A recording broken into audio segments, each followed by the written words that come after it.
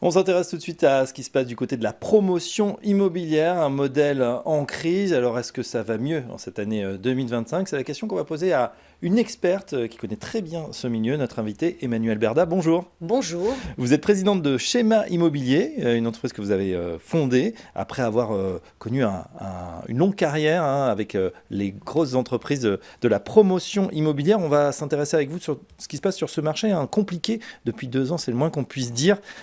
Une première question, Emmanuel, on nous dit que les marges ont fondu ces dernières années de 17% à seulement 7%.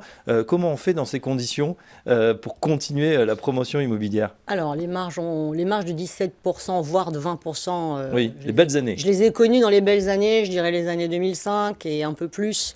Ça fait un moment qu'on n'en a pas vu de tel. Ça arrive de temps en temps de façon exceptionnelle. Aujourd'hui, quand un promoteur fait 7% de marge, il est très heureux. Voilà. Sachant qu'il peut compléter ses revenus par ce qu'on appelle les honoraires de gestion, ce qui lui fait un cash flow d'environ 14%. Ça veut dire que l'opération se porte correctement. D'accord. Ça, c'est pour démarrer. Et ensuite, malheureusement, souvent, on a des mauvaises surprises. Alors, en ce moment, les promoteurs, évidemment, ils ont envie de réagir face à ces sujets de marge. Et leur première action, c'est la baisse des frais de fonctionnement. Ils diminuent tous leur nombre de collaborateurs. En l'espace de 2 ans, il y a eu des coupes sombres de 25 à 30% des collaborateurs. Oui, alors ça c'est pour les plus gros promoteurs, on l'a vu chez les grands noms évidemment, Oui. mais également on a vu chez les plus petits promoteurs, il y a eu pas mal de casse, il y en a même qui ont déposé le bilan. Exact. Il y a eu, je crois, 200 promoteurs qui sont en redressement judiciaire depuis ces dernières années. Oui. Donc, diminuer effectivement le nombre de collaborateurs, c'est ce qui paraît être la première constante. Après, il y a suppression de certains services, des services qui sont plus fonctionnels et moins opérationnels. On fait plus appel à la sous-traitance. Et puis, il y a pas mal de promoteurs qui déménagent ou qui réduisent leur emprise de bureaux. Oui. Ça leur permet de faire des économies assez conséquentes. J'ai une question, excusez-moi de vous couper, Oui. pour justement quand vous dites 200 promoteurs, ces promoteurs ils avaient peut-être des projets, des chantiers en cours. Qu'est-ce qui se passe dans ces cas-là quand voilà, un chantier a été commencé et qu'il n'y a plus d'argent pour continuer? Alors, ça dépend des situations et ça dépend où on en est. Mais aujourd'hui, pour démarrer une opération de promotion immobilière, il faut avoir ce qu'on appelle une GFA, une garantie financière d'achèvement, qui est fournie par la banque, sous réserve d'un taux de précommercialisation relativement suffisant. Je dirais aux alentours des 40%. Donc, la banque prend le relais du promoteur défaillant. Ou D'accord. alors, les promoteurs trouvent une solution pour revendre leurs opérations à d'autres promoteurs qui seraient un peu moins affectés.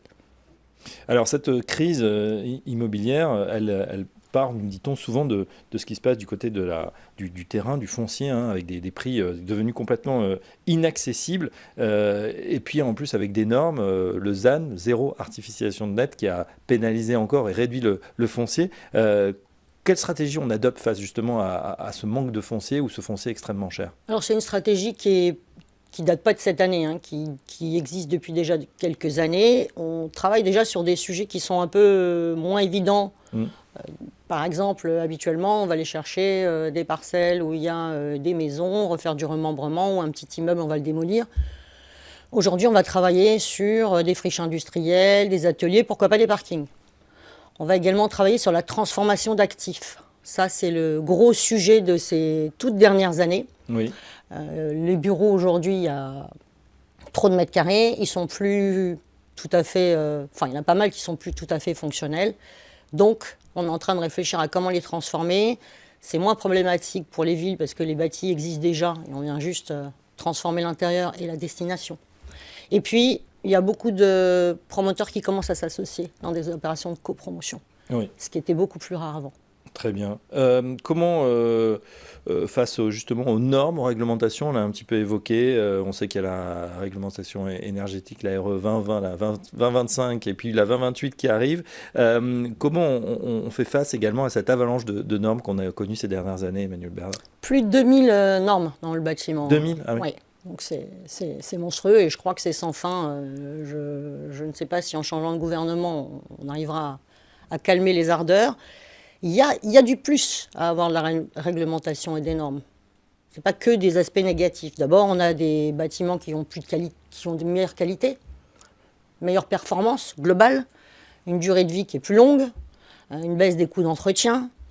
Mais ça demande une adaptation constante des acteurs. Oui. Ça a aussi un bon côté, c'est qu'on se réinvente, mais en même temps, on passe beaucoup de temps à travailler sur des sujets. Et il vaudrait mieux qu'on passe du temps à travailler sur d'autres. Le moins, c'est les coûts de travaux. En 10 ans, on a pris entre 25 et 30% du coût de travaux. Ouais, c'est énorme. Ouais. Et chaque réglementation thermique va nous coûter à peu près 10% de surplus de coûts de travaux. On a eu la RT 2012, la RE 2020, la RE 2025 en ce moment. On prépare la 2028 qui arrive. On nous demande déjà, certains bailleurs nous demandent déjà d'être sur certains des points de la norme RE 2028. Donc c'est compliqué. Ouais. En même temps, il ne faut pas baisser les bras. C'est ce que vous faites en ayant créé votre structure Schéma Immobilier. Sur quel type de modèle aujourd'hui vous travaillez ? Alors Schéma Immobilier, c'est un promoteur indépendant qui aujourd'hui travaille sur des opérations de copromotion avec des partenaires. Nous venons d'ailleurs de signer une opération avec Care Promotion sur un foncier à Argenteuil pour développer une opération de 70 logements. Donc mon schéma, c'est du résidentiel, soit en accession à la propriété classique, soit en social, Oui. et des résidences gérées, co-living, résidences étudiants, résidences hôtelières, etc. Comment on fait justement, parce qu'on sait que tout ça nécessite des capitaux, pour lever des fonds quand les banques se montrent un petit peu plus frileuses, se font un peu tirer l'oreille. En plus, c'est vrai qu'on avait une problématique de taux assez importante, mais qui est en train de diminuer. Alors, les levées de fonds ou les différents types de dettes, je vais les aborder brièvement. C'est pas tout nouveau, ça existe depuis un moment, mais c'est vrai que les acteurs de la promotion s'y intéressaient moins. Ils étaient en dette senior classique, ils allaient à la banque, ça finançait les moments où on était en négatif. Et aujourd'hui, on va faire appel à de la dette mezzanine, par exemple. C'est une dette qui va être remboursée après la dette senior Oui. et qui peut être en complément de la dette senior, et qui va être donnée par des fonds ou des investisseurs. On va également compléter nos financements bancaires ou créer des financements bancaires par des clubs deals. De 2 à 10 promoteurs, 2 à 10 investisseurs vont s'associer pour monter une opération ensemble. Ensuite, il y a aussi les prêts obligataires. Donc on va émettre des titres qui seront... Enfin, la société va émettre des titres qui seront vendus, qui vont permettre de financer le développement ou des opérations de croissance, de promotion. Le crowdfunding, ça, on le connaît depuis un moment. Ouais. En ce moment, il a eu un peu de peine. Mis à mal. Ouais.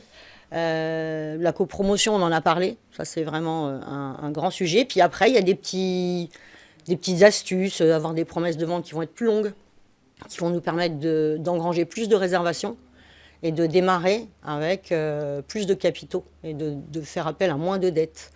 Il y a aussi des différés de paiement. On peut négocier avec un vendeur qu'une partie lui soit payée le jour de l'acquisition et le reste 1 an, 2 ans plus tard, ce qui permet de donner un peu de souffle. D'accord, donc des solutions existent, Oui. on le voit, la finance Oui. est toujours imaginative. Oui. Ça veut dire, Emmanuel Berda, pour vous qui avez passé des grands groupes à votre propre structure, on peut encore gagner sa vie dans la promotion aujourd'hui ?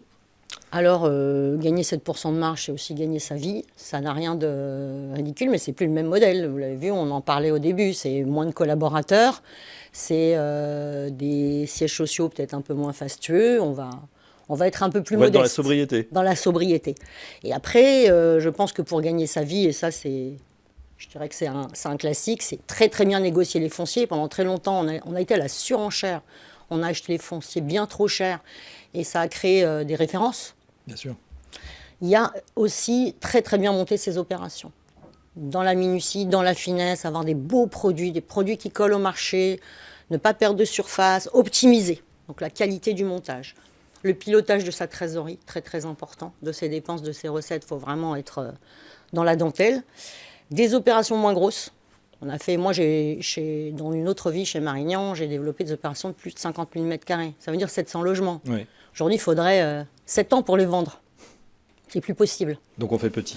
On fait plus petit. On fait du 45 ans de logement. Ça s'écoule plus vite, ça se finance plus vite. Et on essaye de créer de regarder vraiment des opérations génératrices de marge. On est vraiment dans un métier de création de valeur. On n'est plus dans un métier d'évidence et de plus-value constante. Voilà, en tout cas un métier qui se transforme, mais qu'on peut continuer bien évidemment à exercer, et vous en êtes la preuve. Merci Emmanuel Berda. Merci beaucoup. Je rappelle que vous êtes présidente de Schéma Immobilier, et à très bientôt sur Smart Immo. À bientôt, merci beaucoup.